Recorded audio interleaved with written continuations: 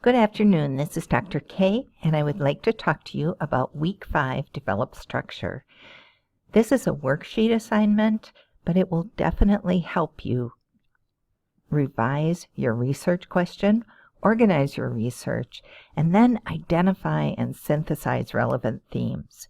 You'll be able to figure out what authors agree about, what they disagree about, and develop a concept map. Additionally, in this assignment, you start to write topic and supporting sentences for your literature review. This is my absolute favorite assignment because even though it's difficult to get up to 10 sources, it makes writing your research paper, your literature review in week 6, so much easier, and it makes it very much easier to be complete and accurate. So pull out the instruction sheet and let's talk. On page 2, you'll notice a blank worksheet. This is several pages of a worksheet, but this is what you need to turn in. It has section 1, revising your research question, section 2, your source table, and this will be for all 10 sources in this assignment. Section 3 is a concept map, and that's new. And section 4, major themes and topic sentences, which is also new. And then section 5, your reference page, which you started in week 3 with your annotated bibliography assignment.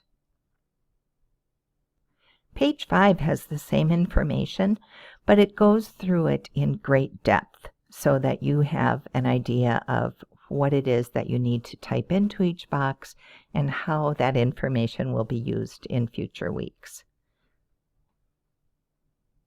Let's start by looking at the example. This is an example of a completed worksheet for this assignment, and most of these sentences came directly from my dissertation research.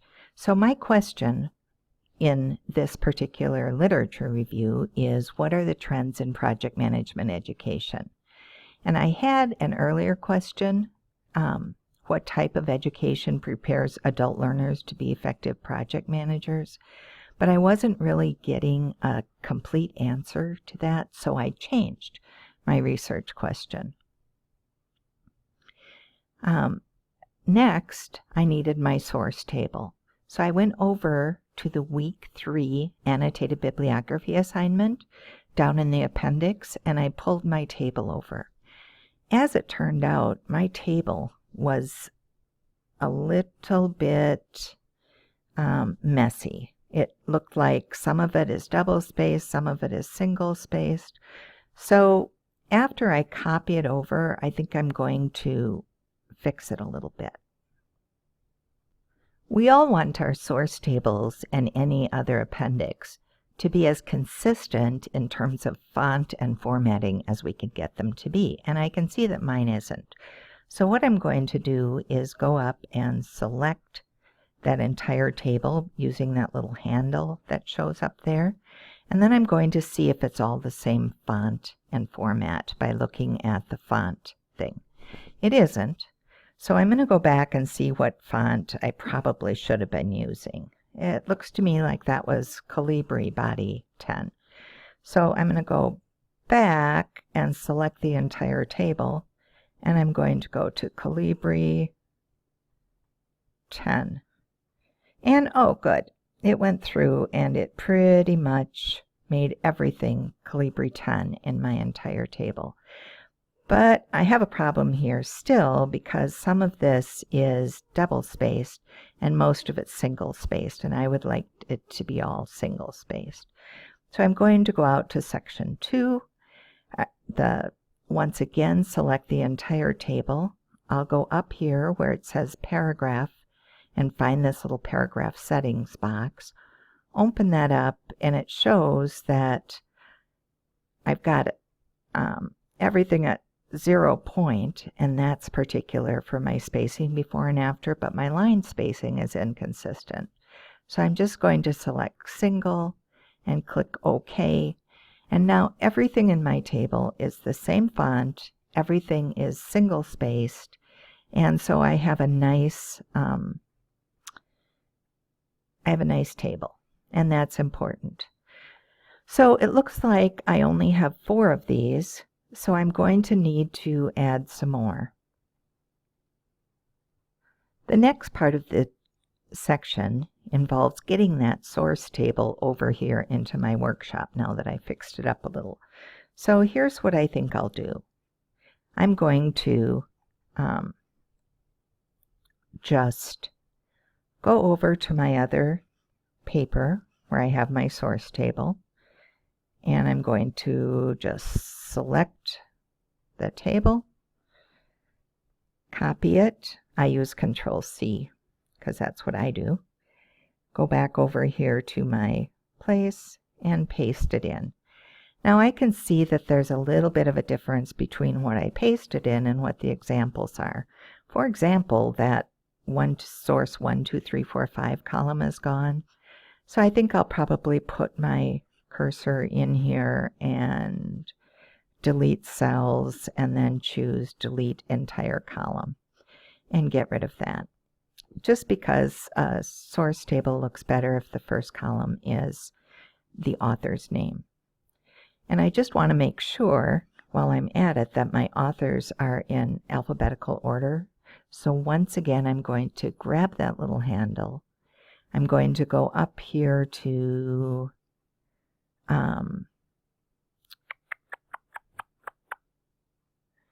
where I find this little A to Z. And I'm going to, it knows that my table has headers.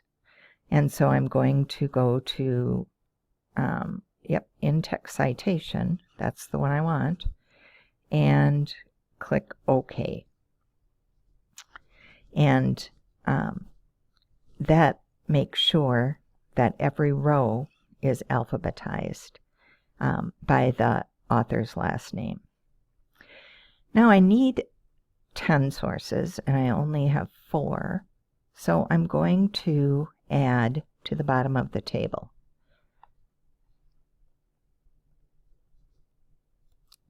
I'm just going to make a little note to myself that everything below this is an example. So the way that I add to a table is I go into the bottom of the last cell, I push the tab key, and it gives me another row. And then I can go up and grab the information that I need to put into that row and hit copy and paste it in there. So I can actually do that for as many rows as I need for that source table. I've also noticed that for some reason the this isn't carrying over, and I really would like it to be this first thing. So I'm going to go over here, highlight the first row, go down to table properties and find rows, and then I'm going to click repeat as header across the top of the page. And now every time that my table goes across a page break, it's repeating the first part of that table on every page. Even if I had 8 pages, it would repeat it 8 times. So that's as far as I want to go. I'll get rid of my extra rows to clean up my table. And that's where I am. Okay, so now I've got room to go in, and as I find additional sources, I can just put in the author and the year, and then start working through my source table. And I will, in my portfolio at the end of this project, need a source table that's complete for all 10 sources. I will not need an annotated bibliography for all 10 sources. That was a week 3 assignment, and I only needed that for 4, but I do need the source table for all 10. So moving on to section 3, this is where I develop a concept map. And this is really critical, the critical part of this assignment. I need to develop a concept map that has my sources listed in the left column. It has some of the overlapping themes that I find from these sources in columns, and then the page number where this author had that talked about that concept. So let's start that for my 4 sources. I'm going to go back to my source table and grab my 4 sources that I had, just those 4, and I'm going to go down to this concept map, and I'm going to put those 4 right here. And it looks like I'm going to get rid of the longer ones so that I just have one per that. Okay, so now I've got 4. So now my first question is, what did all 4 of these folks talk about? And I remember that as I went through and I looked at the findings in my source table, that there were several things that they both found, that more than one found. Well, here are examples of what I found. I found that virtually everybody talked about the importance of project management education. And so next to each source's name, I'm going to put the page number where they talked about the importance of project management education. And then I found that a number of them, but not all, talked about complexities of the project management environment, which was their rationale for why project management education needed to be better. And so I put the people who talked about the complexity, I put something in each of theirs. And not everybody is going to have to talk about every concept. Some people like to work sequentially, so they will probably develop the table first. But I think this, just like project management, this is completely iterative. So one of the things that I do is move down to section 5 and start working on topic sentences. Now, I've shown you more than one topic sentence in the example because I think it's helpful to see a ton of examples, but you only need one topic sentence for each one. I often write my supporting sentences first because they're easy to find. I probably have some of these supporting sentences over in my source table already, because these are some of the major findings, and it's what I found important that this author said about my research topic. So I might go in to my source table or my week 3 annotated bibliography and find a few of those sentences and add some of the supporting sentences. Then I might go back up and create a source string that really says what this whole theme is about. And this theme was about colleges and universities have to adapt their project management curriculum to meet the changing skill requirements and increased demand for project managers. And then I can see this, I'll put my source string, which is the sources that agreed with this, and make sure that it's formatted correctly, that there's a semicolon between each one of the strings, and that everybody's got all their commas, and that they're alphabetized: Cordoba, Fisher, Crawford. Oops, they're not.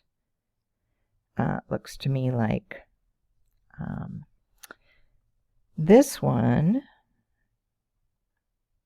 needs to go right here. Okay, Cordoba, Crawford, and Fisher and Schluter. And then, Okay, so now, right here, I have a good topic sentence. And this is actually a topic sentence that I could use as the beginning section in my literature review. This will start the section about the importance of project management education. And I may actually use this as a heading in my research paper, my Week 6 literature review, where I have the importance of project management education to organizations might be the heading that I use for that section. So the final thing that I need to do before I turn this assignment in is to look at the rubric and see whether I did it. Did I select at least 10 credible sources and are at least 5 from peer-reviewed journals? 5 of them might be from PM Network, which is a trade journal, or textbooks that were used for courses, but at least 5 are from peer-reviewed journals. Check. Section 2, I have 10 sources, the same that I identified here, and I've evaluated them and analyzed them in the source table. Check. I have at least 4 coherent concepts identified in the concept map, and I have page numbers. Check. And I have at least 1 topic sentence accurately written for each of those 4 themes, and at least 2 supporting sentences also included. Check. And finally, we didn't talk about this, the reference page. Let's go back and see how I'm doing on that. Okay, well, it looks like I do have most of my references here. I can add the others as I need to, but it looks like the formatting and the alphabetization got screwed up. So I'm going to select all of my references in that reference page and go up here to the A alphabetizing thing, and I only have the choice, sort by paragraphs is what I want to do. And then I don't have a header row, that's good. So then I sort, and it puts everybody in the same, in order, alum, Ashley, Carbone. Super. The other thing that I've got is that everybody isn't Times New Roman 12. I can tell that by looking up here. So I'm just, while I've got them all highlighted, I'm going to go to Times New Roman, and I'm going to go to 12, and darned if it didn't fix them all. So now I can just go through and I can make sure that I just go through my checklist from my Week 3 APA Skills assignment and make sure that everybody's appropriate, that I don't have any of those little things in there that I just learned how to do in Week 3. So that's it. That would be the end of my assignment, and it would be all pulled together, and I could turn it in. Thanks for watching.